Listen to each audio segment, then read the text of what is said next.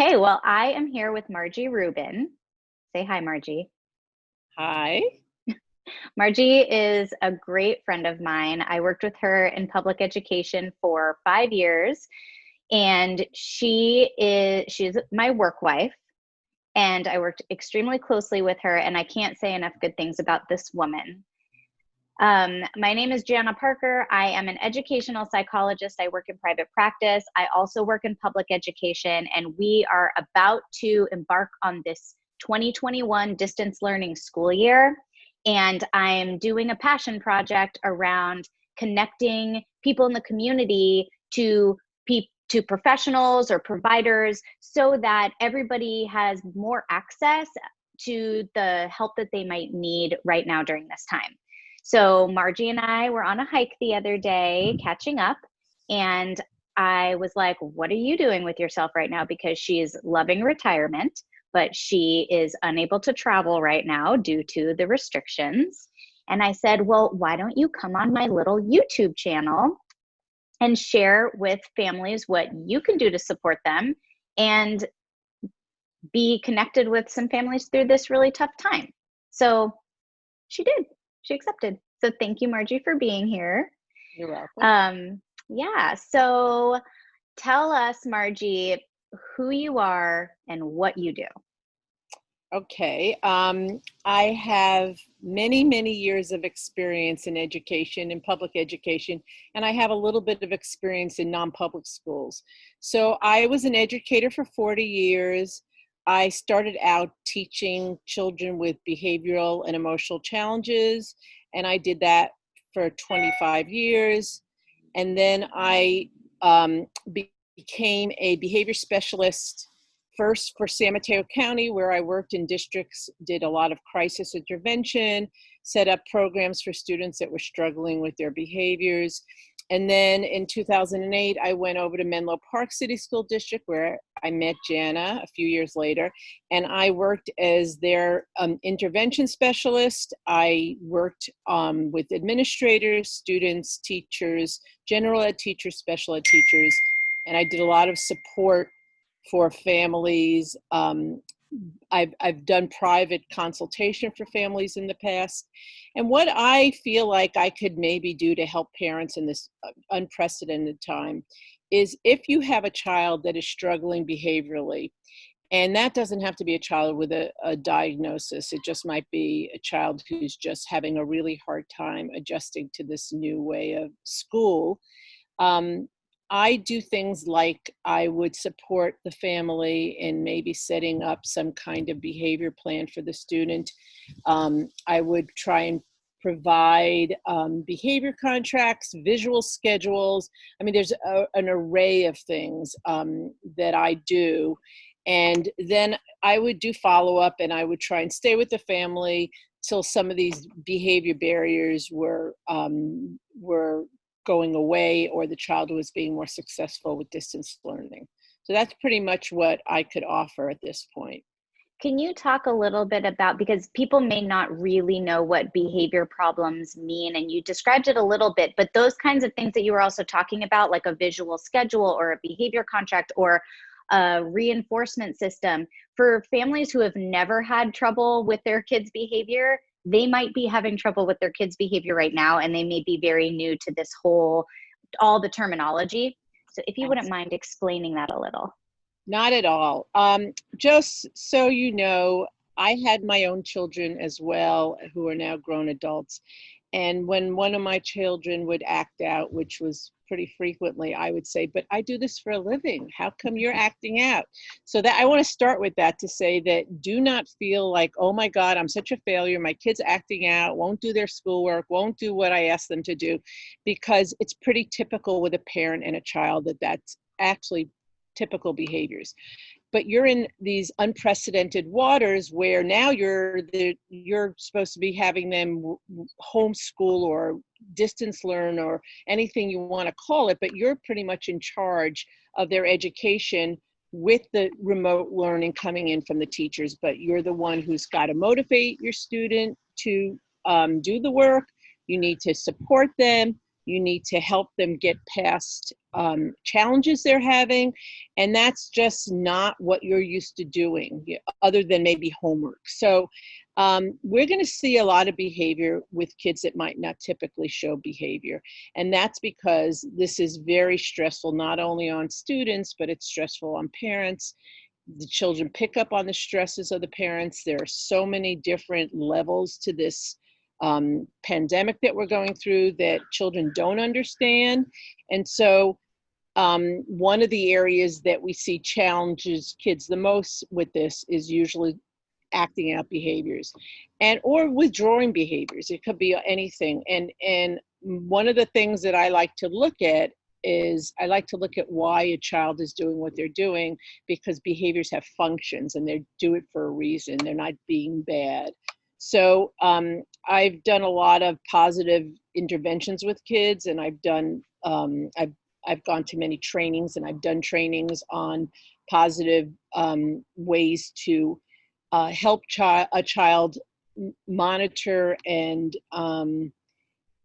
have their behavior under control when they're trying to learn, because kids can't really learn if they have behavior barriers. They just aren't in a place where they can take in knowledge or take in instruction. And so, the other issue that a lot of students have is attention span. So especially on something like a digital platform where they're having to look at a teacher talking to them and then keep their attention to what the teacher's saying, that could be very difficult for a lot of our students, especially the younger ones. So, I worked a lot with general ed teachers and with kids that had challenges in that area and helping them increase their attention span to instruction. So that would be another area that I would be happy to help families with. Yeah, I love what you said about how behaviors have a function, because that's something that we talk about in our profession, but it's not often something that parents think about. Like, but behavior does have a function. There's a reason why kids are doing something. And the way that behavior specialists work is they help to define the function of that behavior, and then feed that function in a way that's more positive, so that like if it's attention seeking, that the kid is able to get that attention that they need, but in a more positive way. Absolutely. So yeah, so that's really important. Another thing that you were talking about was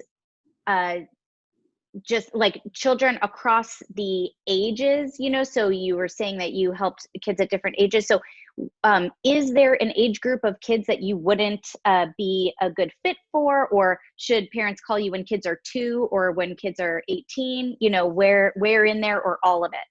That's a very good question. So I have worked as a teacher. I taught kids from preschool through 8th grade. And as a behavior specialist, the majority of my work was with elementary, preschool, and middle school. I've had a little bit of experience with high schools when I did my district support back at San Mateo County. When I was the behavior support person for them, I often was called into cases in high school. So I have had experience in that area. It just isn't where I'd consider my best expertise.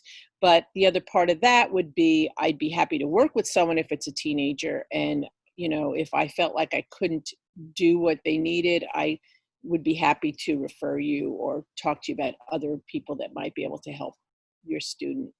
Yeah.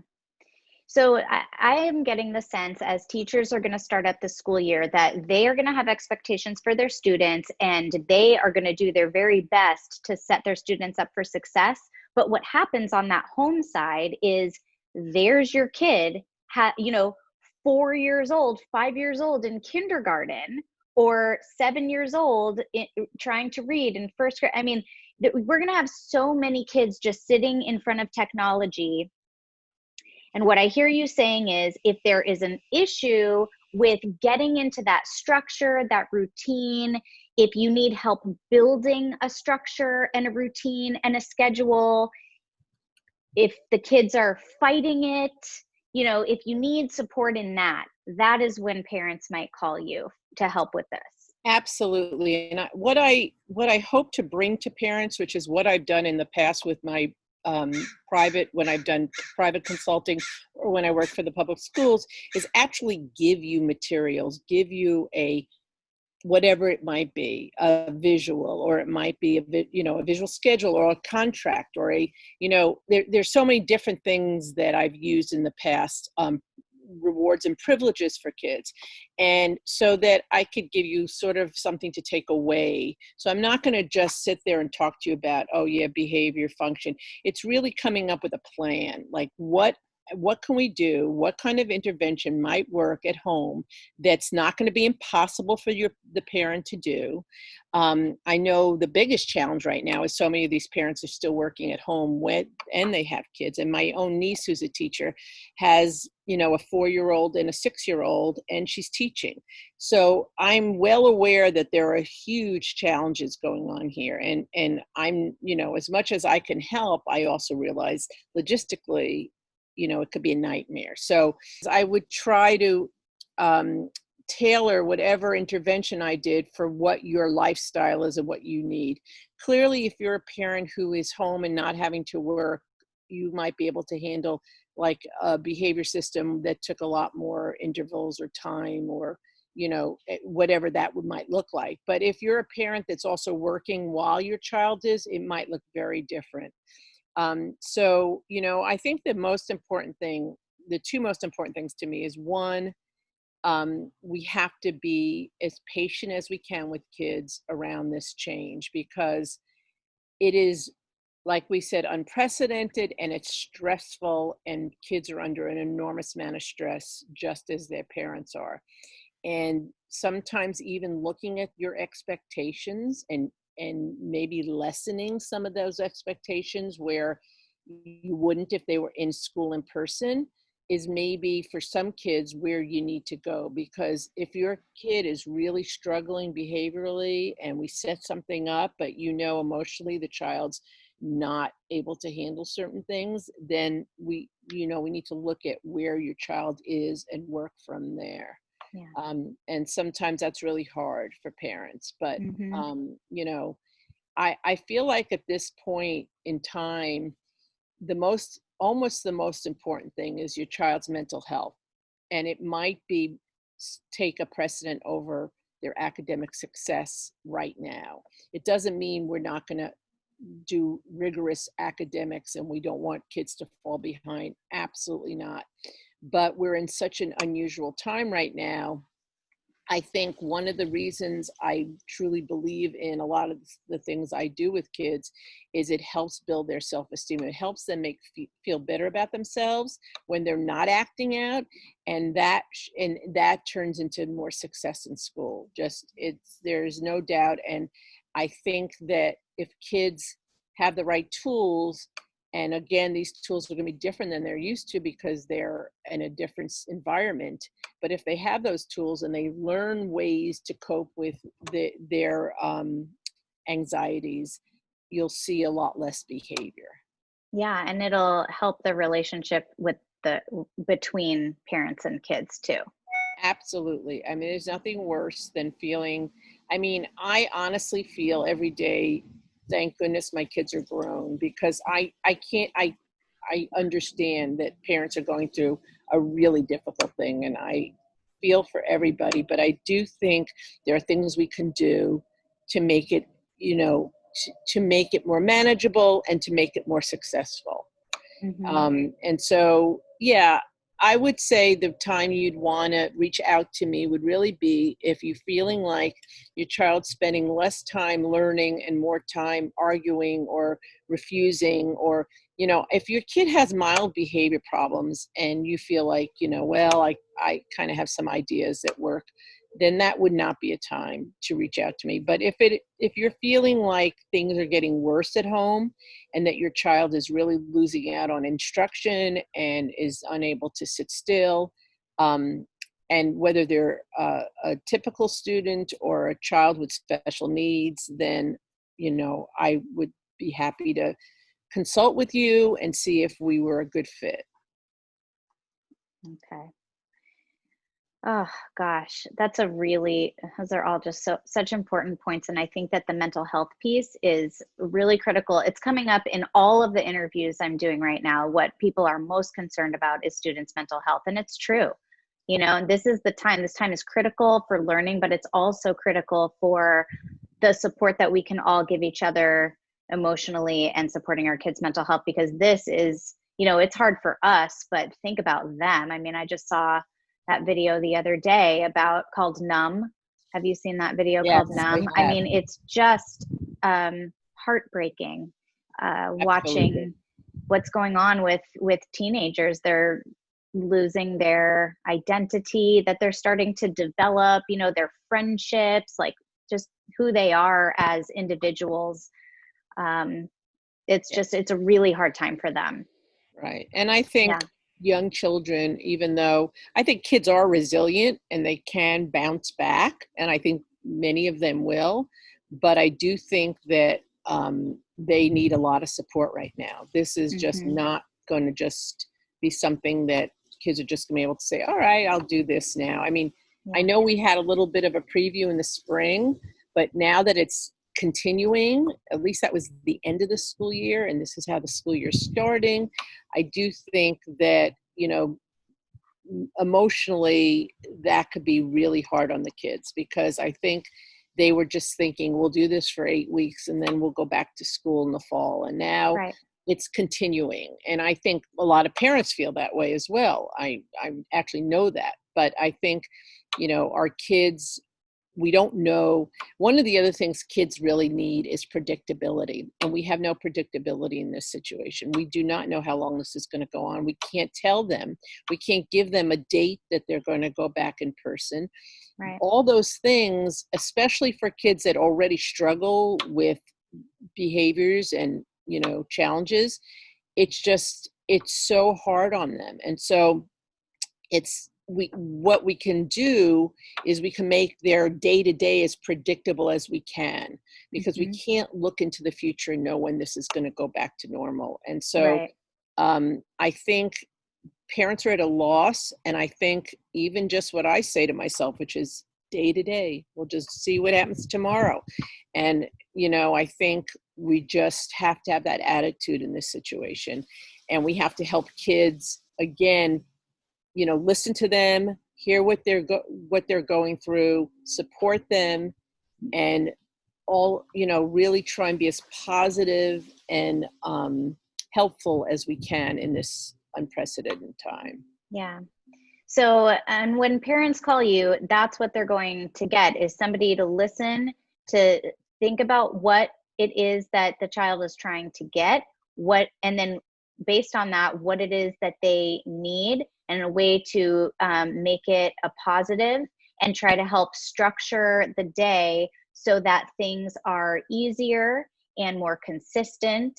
And then you will actually empower the parents with those strategies and tools that you develop together, and then they try it, right? They try it, and then if it works, Absolutely. great. If it doesn't work, you come back and you make little You tweak shifts. it. So just an example is, I've been doing this in the schools for many years, 15 years, but I also have done it for families in their homes. But an example would be setting up some kind of, if it's a young child, some kind of visual, maybe a reward chart, a small visual schedule with pictures so they knew what was happening when. That's just an example. Mhm. With older kids, obviously a lot of it's online charts and, things where it's more age appropriate. And kind of how to use things like timers, and using, how much work a student would need to do before they could get some kind of break or some kind of reward. Looking at what your kid really likes to do and figuring out how we can use that to help motivate them. Yeah. I always say when I do trainings is, not every kid wants a sticker. And so we need to figure out what it is that kids want, what motivates them, and we need to be using that to help them be more successful. And so, Mhm. you know, uh, I'd go into a classroom and the teacher's giving out stickers and our kid, Johnny's acting out, and I'd say, Johnny doesn't care about stickers. So we found out what Johnny cared about. And so that's just an example. So, I think I have had lots of success with some kids with many, many challenging behaviors, probably a lot more than what you may come to me with, maybe not. But, a lot of times it's a pretty quick fix. But I think, again, we're in unprecedented times. I just hope people not only stay safe, but that they try and stay as positive as they can in a very difficult time, and talk to your kids. And if you're feeling down, if you're depressed about COVID, like so many of us are, be honest with your kids and say it's okay to feel kind of upset about this. This is a normal reaction, but we're going to get through it one day at a time. And together. Yes, Yeah. and together. Absolutely. So if a parent wants to contact you and is just wondering if this is the right fit, what is your, what's your process like for that connection? Yes. So this is, yes. In the past, I've had referrals. Obviously, this is a very different situation. So what I would suggest is if this fits into what you need, my email address, are you going to post it or? Okay. I will. Yeah. Jana will post my email. It's really the best way to reach me, and I check my email numerous times a day. And just kind of give me a little brief thing about what you're thinking.